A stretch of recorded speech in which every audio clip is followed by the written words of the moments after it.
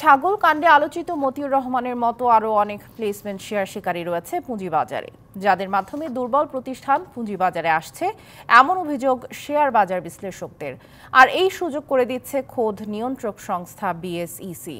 এমনকি প্লেসমেন্ট শেয়ারের বিপরীতে টাকা পরিশোধ করা হয় কিনা তাও খতিয়ে দেখে না বিএসইসি। ২০০৮ সালে পুঁজিবাজারে ব্যবসা করতে আসে ছাগলকাণ্ডে বহুল আলোচিত রাজস্ব কর্মকর্তা মতিউর রহমান। নিজেই জানিয়েছেন, প্লেসমেন্ট শেয়ার নিয়ে ফরচুন সুজ কোম্পানি থেকে ব্যাপক লাভ করেছেন তিনি। ফরচুন সু নামে একটা প্রতিষ্ঠান ক্যাপিটাল মার্কেটে আছে, তাকে নিয়ে যখন আমি বসি, একটি প্রতিষ্ঠান থেকে ওই সময় বেশ অবিশ্বাস্য রকম ভালো প্রফিট পেয়েছিলাম। আমরা ৮ টাকার শেয়ার আমরা ৫৪ টাকা বিক্রি করছিলাম। তার এরকম অন্তত ২০টি অখ্যাত প্রতিষ্ঠানের প্লেসমেন্ট শেয়ারের খবর পাওয়া গেছে।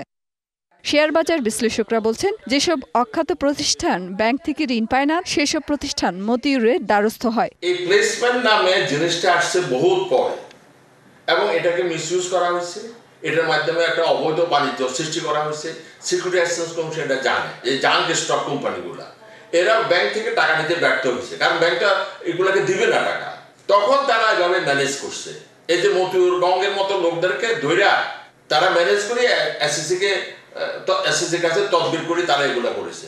বাজার বিশ্লেষকরা বলছেন, মতিউর রহমানের মতো এমন অনেক প্লেসমেন্ট শিকারী রয়েছে পুঁজিবাজারে। এটি ওপেন সিক্রেট ব্যাপার, যারা প্লেসমেন্ট শেয়ারের বিপরীতে অর্থ পরিশোধ না করে কোম্পানির মালিক বনে যাচ্ছেন। আর নিয়ন্ত্রক সংস্থা এসব ক্ষতিও দেখে না। যেমন দেখা গেল নতুন যেটা আসতেছে টেকনোড্রাগ, এটাও তার প্লেসমেন্ট ছিল। তো আমার প্রশ্ন হচ্ছে যে যত প্লেসমেন্ট হোক, উনি প্লেসমেন্টগুলো পায় কিভাবে? কারণ প্লেসমেন্ট পাওয়ার মতো তো উনি এরকম কোনো অফিসিয়াল কেউ না যে তাকে প্লেসমেন্ট দিতে হবে। তার মানে এই যে আইপিও আনার ক্ষেত্রে একটা চক্র কাজ করে, সবসময় বলা হয়। বড় বড় শিল্প উদ্যোক্তারা বলে যে ওই সিন্ডিকেটের হাতে না গেলে আমাদের মতো বড় বড় শিল্প উদ্যোক্তারাও অসহায়। এই জিনিসগুলো কিন্তু আনঅফিসিয়ালি অনেকেই জানতো। তবে নিয়ন্ত্রক সংস্থা বলছে, এসব দেখার প্রাথমিক দায়িত্ব কোম্পানির ও নিরীক্ষাকারী প্রতিষ্ঠানের। ডকুমেন্টগুলো যারা প্রোভাইড করে, স্পেশালি ধরেন যে ভ্যালুয়ার, অডিটর এবং যেসব অন্য ডকুমেন্টস আছে, সেই ডকুমেন্টগুলোর যে সত্যতা আছে কিনা সেইটা অনেক ক্ষেত্রে ভেরিফাইড করার সুযোগ থাকে না, কারণ অডিটর যখন সার্টিফাইড করে তখন সেটাকেই কমিশন ঠিক ধরে সেই অনুযায়ী ব্যবস্থা।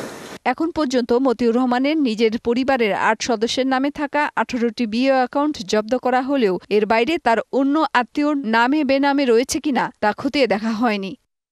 মেহের মনি, ডিবিসি নিউজ, ঢাকা।